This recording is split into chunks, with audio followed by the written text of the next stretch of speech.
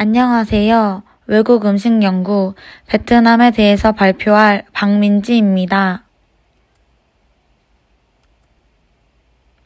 목차로는 베트남의 지리와 역사, 베트남의 식문화의 특징, 베트남의 다낭의 식문화 특징, 베트남의 음식의 종류, 베트남 음식 중 급식 메뉴에서 이벤트 메뉴로 적당한 음식의 레시피, 소감 및 참고 자료 순으로 말씀드리겠습니다. 베트남은 북쪽으로는 중화인민공화국, 서쪽으로는 라오스 및 캄보디아와 국경을 접하고 동쪽과 남쪽으로는 동해의 면에 있으며 인도 차이나 반도에서 가장 인구가 많은 나라로 최근 인구 통계에서는 9,649만 명으로 조사되어 세계에서 15번째로 인구가 많은 나라입니다. 나라의 명칭인 비엔남은 1945년부터 공식적으로 사용되고 있는데 이것은 오늘날 베트남 북부와 중국 남부를 지배하였던 옛 베트남 왕조인 나몰의 명칭을 거꾸로 쓴 것입니다. 베트남의 수도는 하노이이며 최대 도시는 호찌민시입니다. 정부의 형태는 사회주의 공화제이며 공산당이 유일당입니다. 베트남의 주요 도시로는 하노이, 호찌민시, 다낭, 하이퐁, 호이안, 사파, 후에 등이 있습니다. 다낭은 남북으로 길쭉한 베트남의 잘록한 허리 부분 가운데에 있는 도시입니다.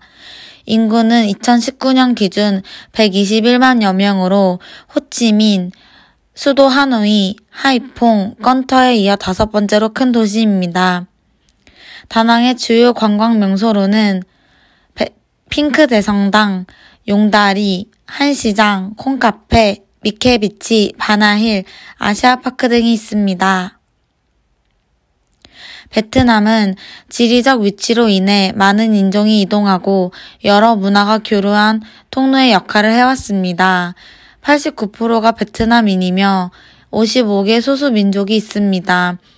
역사적으로 잦은 침입과 전쟁이 끊이지 않아 전쟁을 통해 다른 나라의 식문화를 접하고 베트남 원래 식생활과 더해져 다양하고 독특한 식문화를 갖게 되었습니다.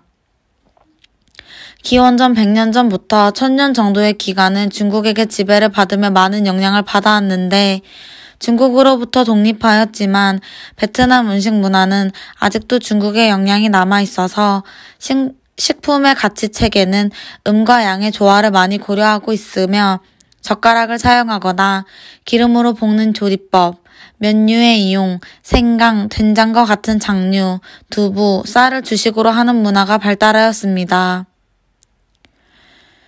베트남 사람들은 채소를 매우 많이 먹는데 특히 쌀로 얇게 종이처럼 만들어 말려놓은 라이스페이퍼로 생채소를 싸먹기도 하며 식사 때마다 상위에 올려놓고 먹습니다. 베트남 정통 향미채소인 물시금치, 바질, 고수, 박하 등을 즐겨 먹고 마늘, 파, 생강, 레몬그라스 등 향신료를 적절히 사용하여 베트남 음식에 특이한 맛을 내고 음식 세계 조화도 이루고 있습니다. 열대성 과일을 많이 섭취하며 바나나 잎으로 음식을 싸서 조리하는 것 또한 특이성입니다.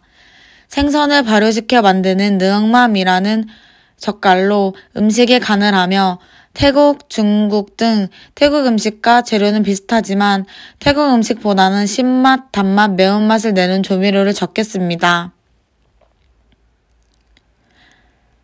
다낭이 포함된 중부 지역의 대표적인 쌀국수는 본무호우에라는 우동처럼 두꺼운 쌀국수 면에 어묵, 쇠고기 같은 고명을 얹고 쇠고기 국물을 넣어 육수의 맛은 진하고 붉은 칠리 고추로 연하게 색을 내는 것이 특징입니다. 베트남 음식 중 급식 이벤트 메뉴로 선택한 것은 바로 쌀국수인데요. 자세한 레시피는 화면을 보고 따라하시면 될 것 같습니다. 베트남의 주식, 부식, 후식으로 나눠서 설명을 해드리겠습니다. 베트남은 세계 3대 쌀 수출 국가 중 하나입니다. 기후와 지형 등이 자연적인 영향으로 베트남에서는 1년에 쌀을 3번이나 수확할 수 있다고 합니다. 베트남의 주식이기도 하고 부식이기도 한 쌀국수 다음으로 라이스 페이퍼를 재료로 싸서 먹는 월남쌈을 소개해드리겠습니다.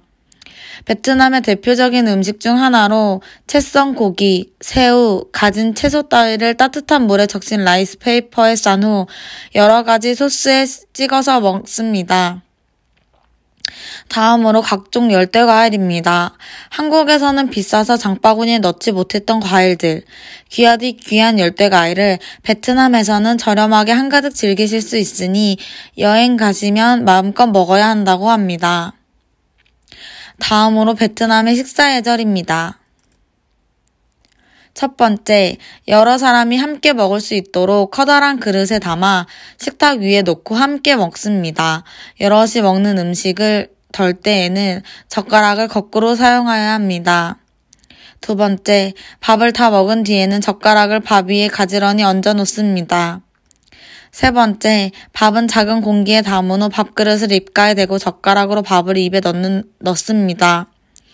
네 번째, 찬물보다는 뜨거운 차 마시기를 즐겨하며 차는 한꺼번에 마시지 않고 조금씩 음미하면서 마셔야 한다고 합니다. 다음으로 다낭에 다녀왔을 때 만든 브이로그를 감상하시겠습니다.